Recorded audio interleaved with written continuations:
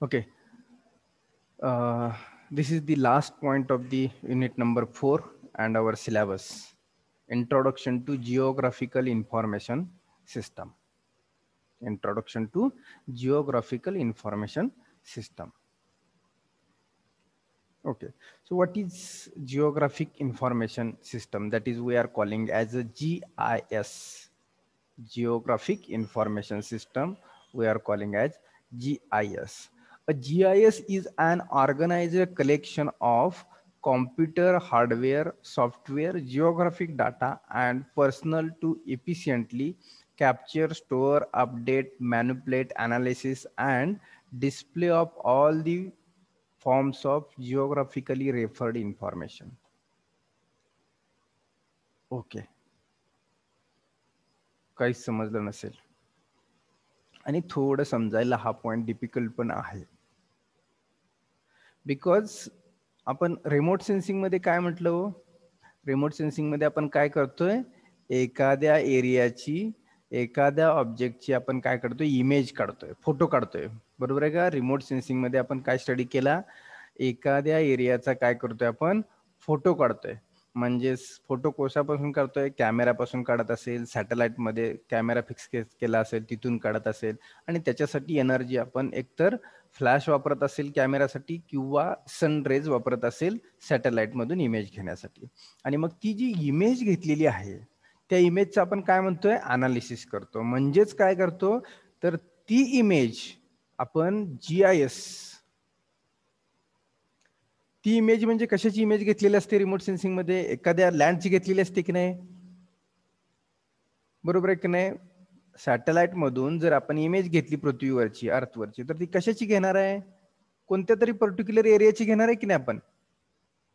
मग ती इमेज किंवा त्या इमेजची सॉफ्ट कॉपी जी आहे ती आपण काय करतो, GIS, जिओग्राफिक इन्फॉर्मेशन सिस्टम, म्हणजेच GIS एक ArcGIS म्हणून सॉफ्टवेअर आहे, त्या सॉफ्टवेअर मध्ये ती इमेज इन्सर्ट करतो आपण.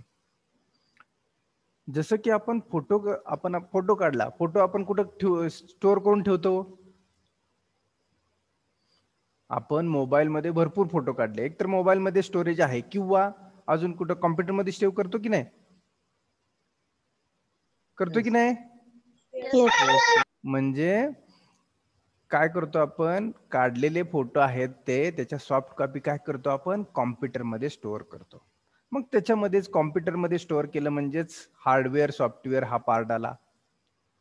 मग आपण काय करतो आता बघा, रिमोट सेन्सिंग मध्ये घेतलेली इमेज, रिमोट सेन्सिंग म्हणजे आपण काय करतोय, एखाद्या एरियाची सेन्स करून एखादी इमेज घेतो, मोठी इमेज, ती इमेजचं आपण अनालिसिस करतो. म्हणजेच काय करतो, तर ती इमेज आपण GIS या सॉफ्टवेअर मध्ये, जिओग्राफिक इन्फॉर्मेशन सिस्टम, जिओग्राफिक म्हणजे आपली अर्थ जी आहे, या अर्थचं काय इन्फॉर्मेशन सिस्टम देणारी ही एक GIS सिस्टम आहे.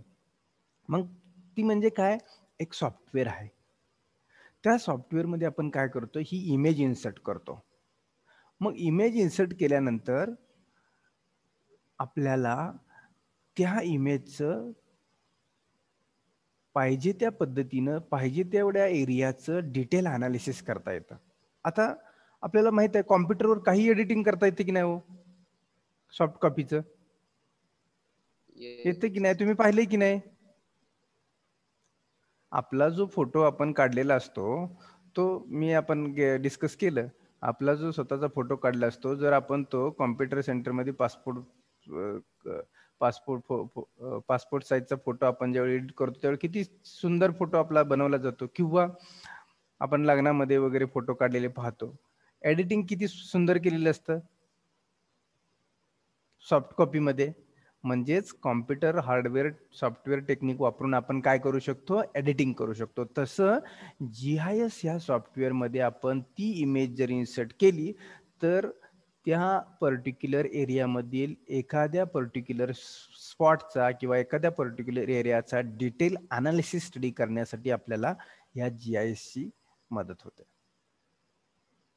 आता बघा, हे एक इमेज आहे, ह्या ठिकाणी एक हाऊस आहे, या ठिकाणी ट्रीज आहेत, या ठिकाणी लॉन आहे, या ठिकाणी अजून एक मोठा असं बंगलो आहे. मोठा अपार्टमेंट आहे समजा असं, आणखी काहीतरी या ठिकाणी एक टँक आहे, हे सगळं इमेजमध्ये तुमच्या दिसतंय, बरोबर का ना? फोटोमध्ये दिसतंय की नाही? अशा पद्धतीचे फोटो काढल्यानंतर आपण रिमोट सेन्सिंग पाहिलं तुम्ही. सो हे फोटोमध्ये जे दिसतंय ही सॉफ्ट कॉपी आपण काय करतो, GIS मध्ये इन्सर्ट करतो, BIS सॉफ्टवेअरमध्ये, आणि प्रत्येकाचा डिटेल असा स्टडी करतो. मग तो डिटेल असा स्टडी म्हणजे काय करतो, याचा एरिया किती आहे ते आपल्याला इथं डायरेक्टली मिळतं. याचा एरिया किती आहे, या बंगलोचा एरिया किती आहे, या अपार्टमेंटची लेंथ किती आहे, विड्थ किती आहे. इथं कर्सर नेला आपण, हा कर्सर काय केलं जातं, या इमेजला कोऑर्डिनेट दिले जातात. 4 कॉर्नरला 4 कोऑर्डिनेट दिले जातात, आणि या 4 कॉर्नरला 4 कोऑर्डिनेट दिल्यानंतर परत जर कर्सर तुम्ही फिरवला तर या ठिकाणी कर्सर आणला आणि ड्रॅग करून या ठिकाणी नेला तर ही लेंथ मिळते, इथून इथं आणला की विड्थ मिळते.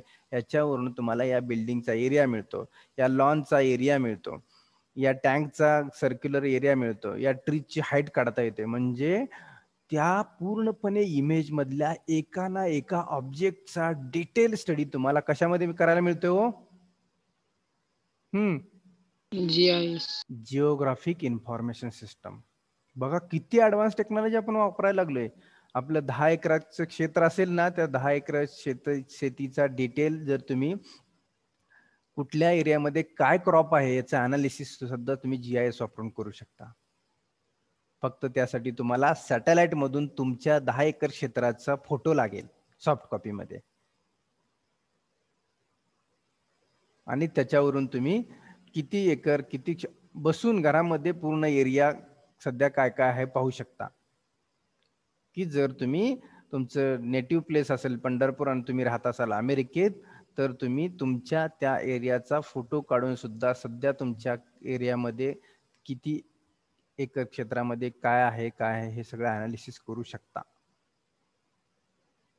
या सॉफ्टवेअरचा यूज करून. पण त्यासाठी तुम्हाला इमेज महत्वाची आहे. इमेज नसेल तर या सॉफ्टवेअरमध्ये तुम्ही काही करू शकत नाही. इमेज इन्सर्ट करावी लागते. मग कॅप्चर, स्टोअर, अपडेट, मॅन्युप्लेट, मग हे करायलाच लागणार आहे तुम्हाला. कॅप्चर करावं लागणार आहे, स्टोअर करावं लागणार आहे इमेज, अपडेट करावी लागणार आहे. मॅन्युप्लेट म्हणजेच काय, एरिया तुम्हाला रिमूव्ह करायचा असेल, काय एरिया ऍड करायचा असेल, किंवा एका मॅन्युप्लेट म्हणजे किंवा एखाद्या छोट्या एवढ्याच फोटोचा अनालिसिस करायचं असेल तर ही क्रॉप करू शकता की नाही? आपल्याला क्रॉप करायला जमतंय की नाही? स्टेटस ठेवतात ना सगळेजण? हा ठेवताय ना? हा, मग क्रॉप करून ठेवता की नाही पर्टिक्युलर? मग अशा पद्धतीनं आपण तेवढाच एरिया क्रॉप करून तेवढ्याच एरियाचं सुद्धा डिटेल अनालिसिस करू शकतो, की किती झाडं आहेत, किती लॉनचा एरिया आहे, किती बिल्डिंगचा एरिया आहे, किती झाडाची उंची आहे. अशा प्रत्येक गोष्टीचं बारीक सारीक अनालिसिस आपण करू शकतो. छोटी छोटी अनालिसिस करू शकतो. अनालाइज म्हणजेच त्या इमेजचं analysis. So that is the geographic information system. Okay, याचा तसा डिटेल स्टडी आहे पुढे, फक्त आपल्याला बेसिकच बघायचं आहे. So a GIS integrates spatial and other kinds of information within the single system to provide the consistent framework for analyzing the geographic data. Geographic म्हणजे स्पॅशियल data. स्पॅशियलचं meaning काय? इथं पण वर्ड आहे स्पॅशियल डाटा, म्हणजेच अवकाश पद्धतीनं आपण म्हणजे काय करतो, आपण एखाद्या 10 एकर क्षेत्राचा तुम्ही बांधावरती उभा राहून तर फोटो काढू शकत नाही ना पूर्णपणे. तुमच्या शेतीच्या एका कोपऱ्यावरती उभा राहून तर 10 एकर क्षेत्राचा फोटो काढू शकताय का तुम्ही? नाही ना. मग त्याच्यासाठी फोटो कुठून लागेल तुम्हाला घेतलेला? कुठून घेतलेला फोटो लागेल? सॅटेलाइट मधून घेतलेला लागेल की नाही? Yes sir. किंवा एकतर विमानातून काढावं लागेल तुम्हाला. मग तुम्हाला तुमच्या एरियाचं अनालिसिस करायचं आहे, विमानातून तुम्ही जाणार, ते काय सोपं आहे काय तुम्हाला सगळं? विमानातून फोटोग्राफी घेऊन मग तुम्ही अनालिसिस करा, त्याच्यापेक्षा तुम्ही शेतामध्ये गेलेलं परवडतंय ना तुम्हाला.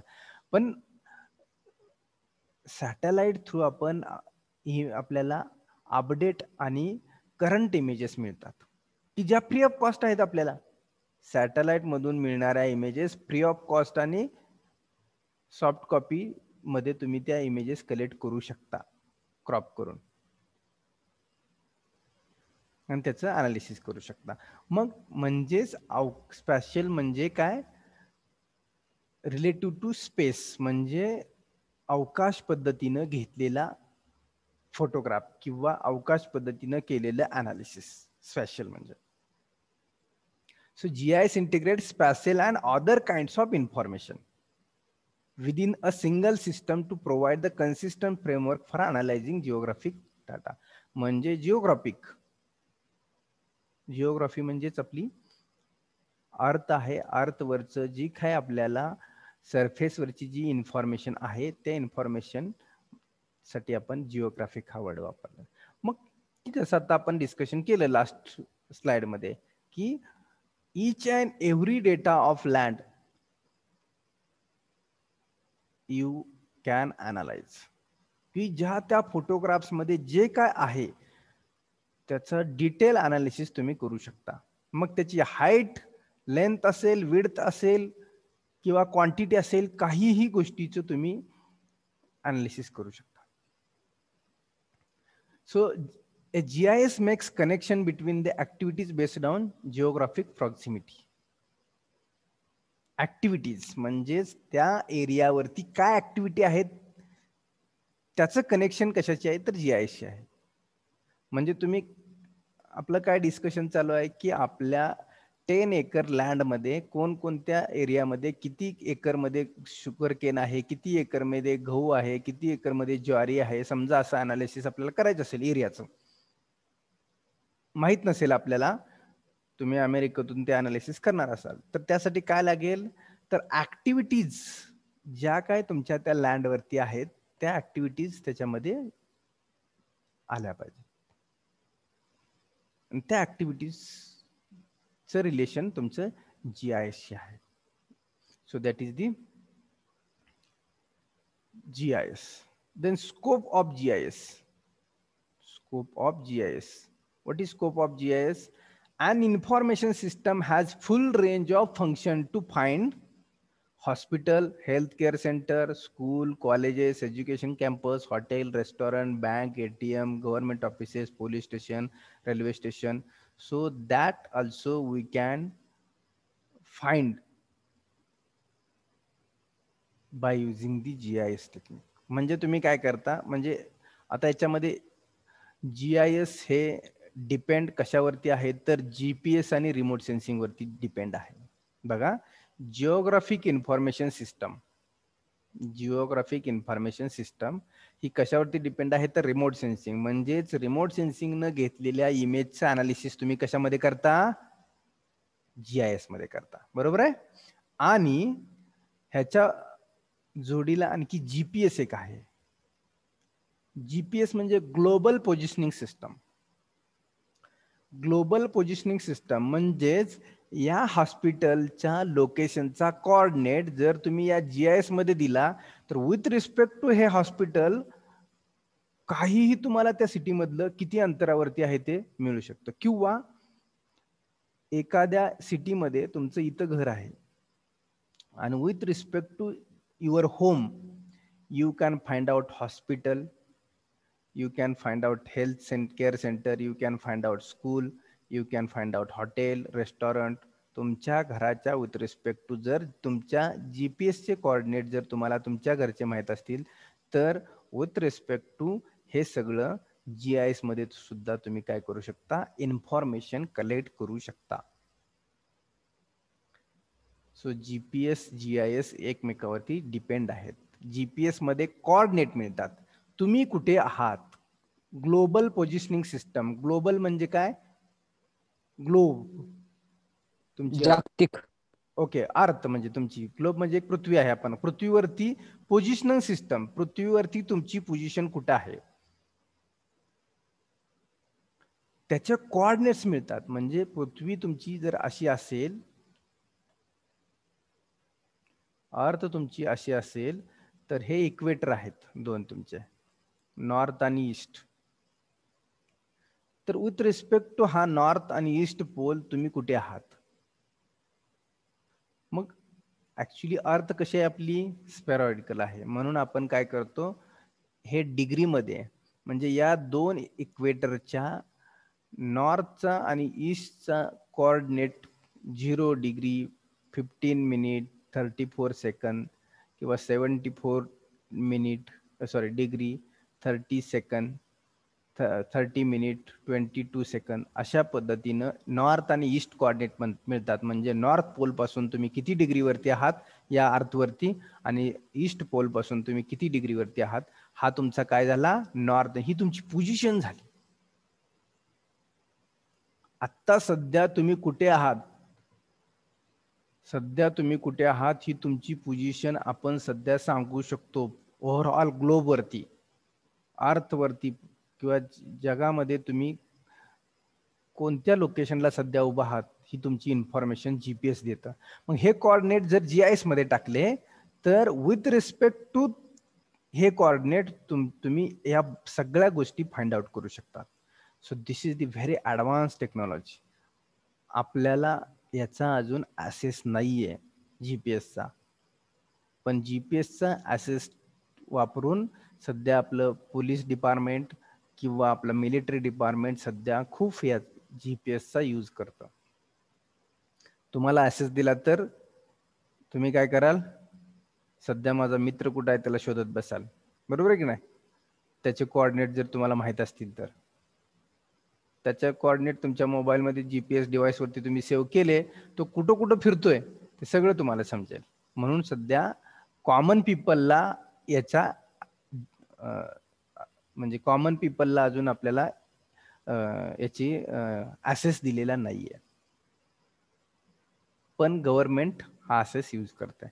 तुम्हाला ट्रॅक करायचं म्हणलं तर गव्हर्नमेंट इझिली ट्रॅक करू शकते तुम्ही कुठे आहात. तुमच्या मोबाईल डिव्हाइसवरून म्हणजे सिम कार्डवरून तर करतेच कोणत्या टॉवरच्या अंडर तुम्हाला रेंज आहे, किंवा जर तसं आज युनिक आय डी जसं प्रत्येकाला तर मिळालेलं आहे आपला आधार कार्डचा नंबर, तसा तुमच्या जीपीएसचे कोऑर्डिनेट जर सेव्ह झाले तुमच्या मोबाईल थ्रू तर तुम्ही कुठेही गेला तर तुम्ही ट्रॅक होऊ शकता. पण ही अजून टेक्नॉलॉजी कॉमनली आपण वापरत नाहीये. So this is good and advance technology. बऱ्याचशा काही गोष्टींसाठी वापरली जाते सध्या. Okay, so this is the scope. Then GIS program flow. कशा पद्धतीनं जीआयएसचं प्रोग्रामिंग होतं. सो कॅप्चर डाटा म्हणजे इमेज कॅप्चर करायची. रजिस्टर मॅप बेस म्हणजे त्या इमेजचा एक मॅप तयार होतो, म्हणजेच फोटो तयार होतो. एंटरप्रिट डाटा म्हणजे ती इमेज आहे ती इन्सर्ट करायची जीआयएस सॉफ्टवेअरमध्ये. Convert data into digital format. Image ज्यावेळी तुम्ही जीआयएस सॉफ्टवेअरमध्ये इन्सर्ट करता त्यावेळी ती डिजिटल फॉर्मॅटमध्ये पाहिले. आपण आपले स्वतःचे फोटो काढलेले आपण डिजिटल फॉर्मॅटमध्ये कितीतरी त्याच्यावरती काही आपल्याला करता येते की नाही माहित आहे तुम्हाला सर्वांना. आपण बरंच पाहतो लग्नामध्ये वगैरे काढलेल्या फोटोला आपल्याला बरेचसे लुक देता येतात, शेडिंग देता येतं पाठीमागून, किंवा तुम्ही आता मोबाईलवरती सुद्धा अशा बऱ्याच गोष्टी करता. असे बरेचसे ऍप आहेत की ज्याच्यामध्ये तुम्ही काय करता, अगोदरचा व्हिडिओ असतो त्याला पाठीमागं दुसरं सॉन्ग जोडता की नाही. अशा पद्धतीनं आपल्याला या सॉफ्टवेअरमध्ये जिओग्राफिक डाटा बद्दल इन्फॉर्मेशन मिळते किंवा आपण तसं एडिटिंग करू शकतो. मग त्यानंतर convert data to digital format. मग डिजिटल फॉर्मॅटमध्ये तुमची इमेज येते. मग त्यानंतर store data in computer. Digital format झाला की ती तुमची इमेज स्टोअर झाली. Then process data. Process data करता म्हणजेच काय करता तर तुम्ही पूर्णपणे त्या इमेजचं अनालिसिस करता अँड देन डिस्प्ले रिझल्ट. जे काय तुम्हाला रिझल्ट पाहिजे आहेत त्या इमेजवरून ते सर्व तुम्ही काय करता डिस्प्ले करता. मग इमेज रिझल्ट काय असतील डिस्प्ले करणारे, पर्टिक्युलर किती बंगलो आहेत, किती एरिया बंगलोसाठी कॅप्चर झालेला आहे, किती लँडमध्ये शुगर केन आहे, किती एरियामध्ये इंडस्ट्रियल एरिया आहे. अशा पद्धतीचं अनालिसिस एखाद्या इमेजचं तुम्ही करू शकता. एखाद्या गोष्टीची उंची काढायची, एखादी वॉटर टँक आहे, पाण्याची टाकी आहे, त्याची उंची किती आहे, अशा पद्धतीचं अनालिसिस तुम्ही GIS सॉफ्टवेअर युजिंग करू शकता, वापरून करू शकता. Okay, there are 3 models how GIS survey we can do or how this system run. So there are 3 models. So first model is a geographical survey. So what include geographical survey? This model consists of overall geographical survey of our area. म्हणजेच आपल्या एरियाचा geographical सर्वे करायचं, म्हणजेच थोडक्यात image capture करायची.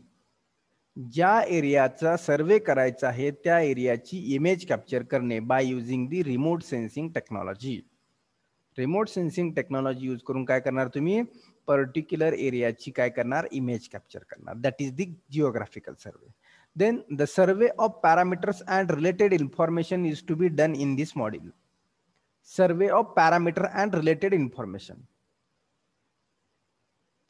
तुम्हाला कोणत्या पद्धतीचा सर्वे करायचा आहे त्याच्यावरून तुमची इन्फॉर्मेशन डिपेंड असणार आहे.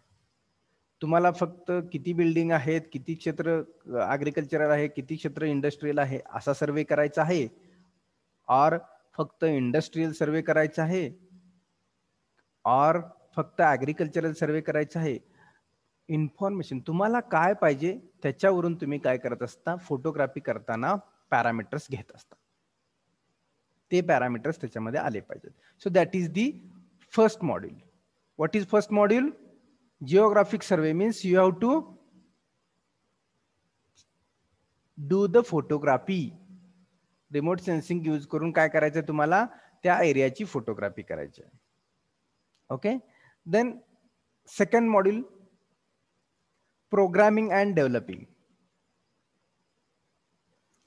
इमेज घेतली तुम्ही, आता त्याचं प्रोग्रामिंग आणि डेव्हलपिंग करायचं. In this module, we will perform a related programming using SQL, ASP.NET development of website. म्हणजे तुम्ही परत ती इमेज काय करणार आहे, सॉफ्टवेअर मध्ये इन्सर्ट करणार आहे आणि तुम्हाला जे काय त्याच्यावरती प्रोग्रामिंग किंवा डेव्हलपमेंट करायची आहे इन दी डिजिटल फॉर्मॅट, ते तुम्ही मॉड्यूल 2 मध्ये करणार. In this we will store the related data in the server for the website. म्हणजे तुम्ही कॉम्प्युटरमध्ये त्याची डिजिटल फॉर्म तयार करून त्याचं डेव्हलपिंग किंवा प्रोग्रामिंग त्या इमेजचं करणार. And then third module is the designing. Here we will concentrate on designing of website and related pages. So overall structure of website will be discussed. म्हणजे पर्टिक्युलर त्या इमेजचं जे analysis आहे किंवा जे काय तुम्हाला इन्फॉर्मेशन पाहिजे आहे ती इन्फॉर्मेशन तुम्हाला त्या इमेजचं डिटेल अनालिसिस करून किंवा त्याचं एक वेब पेज तयार करून तुम्ही काय करता, इन्फॉर्मेशन सेग्रिगेट करता. 1 नंबर ॲग्रिकल्चरल एरिया, 2 नंबर काय असेल ते, अशा पद्धतीची जी इन्फॉर्मेशन तुम्हाला रिक्वायर्ड आहे त्या ती इन्फॉर्मेशन तुम्ही मॉड्यूल 3 मध्ये डिझाईन करून कलेक्ट करता. So in this way we can use the GIS for the collect the information of geography.